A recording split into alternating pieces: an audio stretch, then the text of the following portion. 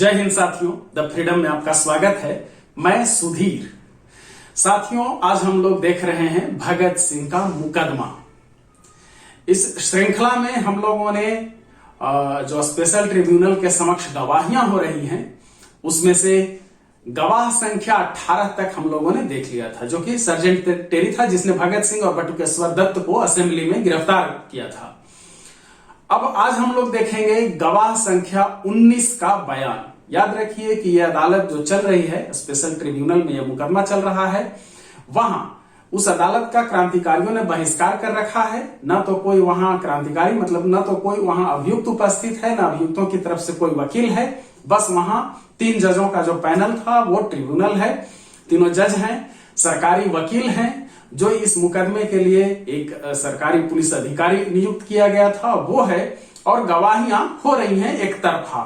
वहां कोई cross questioning करने के लिए नहीं है, कोई पूछताछ जिरह करने के लिए नहीं है, बस केवल एक तरफा यह अदालत चल रही है। तो ये गवाह संख्या 19 का नाम है रघुवीर सिंह। रघुवीर सिंह सहारनपुर में कोतवाली थाने का प्रभारी था और सब इंस्पेक्टर की रैंक थी उसकी। और ये जो सहारनपुर, याद रखिए कि आगरा के बाद असेंबली में जब बम फेंका जा रहा था तो उसके बाद आगरा से मुख्यालय HSRA का हटा दिया गया था और सहारनपुर में वो दफ्तर फिर स्थापित किया गया था, HSRA का मुख्यालय। और वहीं पर छापेमारी हुई थी और इस दरोगा ने ही छापेमारी की थी। तो ये अपना बयान दे रहा है।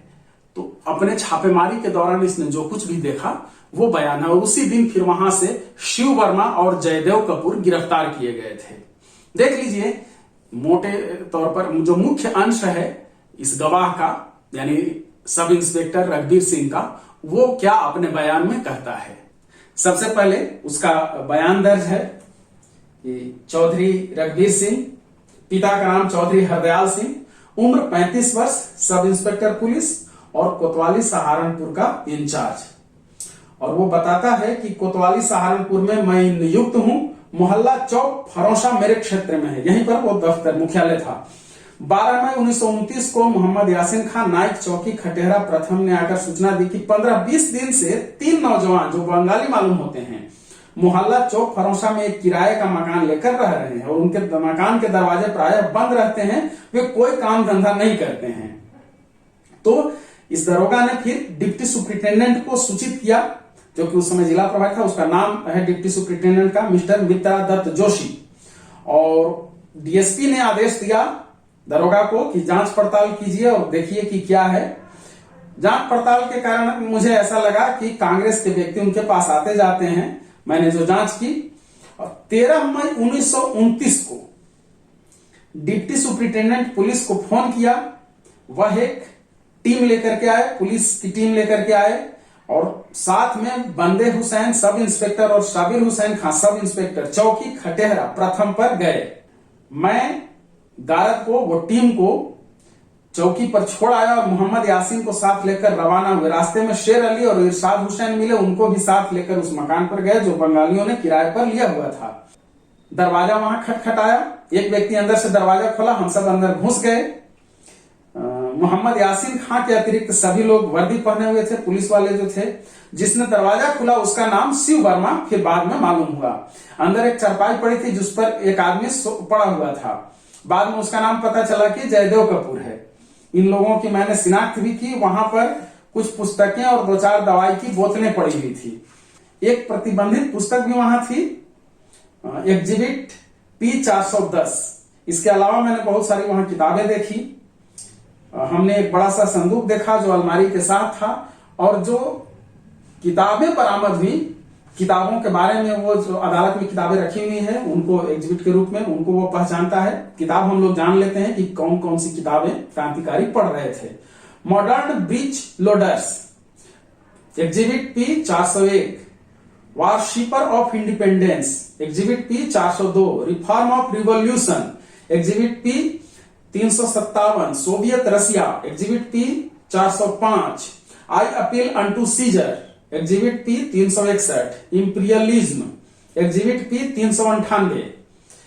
Manufacture and uses of explosives, exhibit P 364, the coming of socialism, exhibit P 360, theory and practice of Leninism, exhibit P 362, the awakening of Indian youth, exhibit P 371, empire socialism, exhibit P 407, जख्मी Punjab, exhibit P A 3 और exhibit P 442।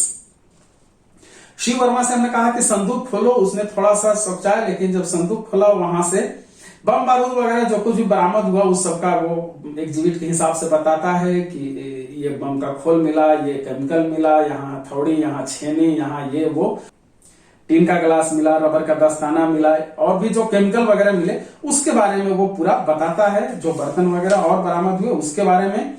और कहा कि सब जो कुछ भी वहां पर सामान थे सब मजिस्ट्रेट पंडित ब्रजभूषण लाल की देखरेख में कब्जे में सारे सामान ले लिए गए। 2 दिन के बाद की फिर घटना बताता है कि 15 मई 1929 को मुझे सूचना मिली कि डॉक्टर को पकड़ लिया गया है।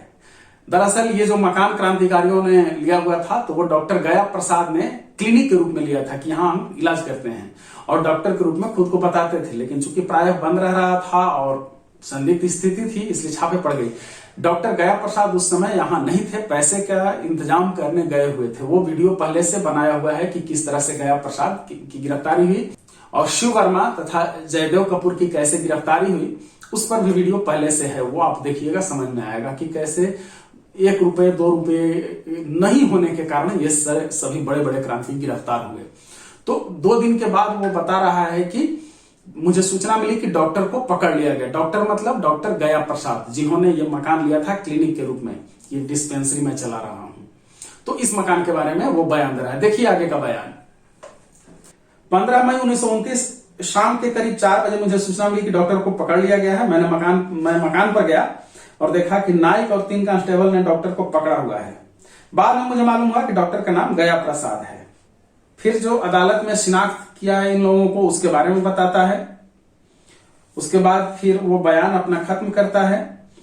ये 17 जून 1930 को ये बयान हो रहा है। 18 जून को भी ये रघुवीर सिंह का बयान जारी रहता है। इसमें मुख्य रूप से जस्टिस आगा हैदर और सरकारी वकील ने सवाल पूछे हैं, उसका वो जवाब देता है। याद रखिए कि ये सवाल जवाब से पहले, जैसा कि हमेशा अदालत में होता है, उपस्थिति दर्ज कराई गई है। जज सभी उपस्थित हैं और सरकारी वकील उपस्थित हैं। दोनों जेलों के जेलर आकर के कहा कि कोई अभी अभियुक्त जेल में आने के लिए तैयार, अदालत में आने के लिए तैयार नहीं हुआ है। और फिर ये पूरा बयान चलते रहता है। तो इस तरह से 18 को भी बयान जारी रहता है और पूरा अपना बयान देता है सिलसिले में। सहारनपुर से जो भी गिरफ्तारियां हुई थी उसके बारे में अदालत में बयान देता है सब इंस्पेक्टर रघुवीर सिंह।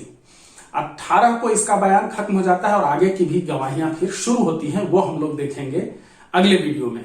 धन्यवाद साथियों, जय हिंद, इंकलाब जिंदाबाद।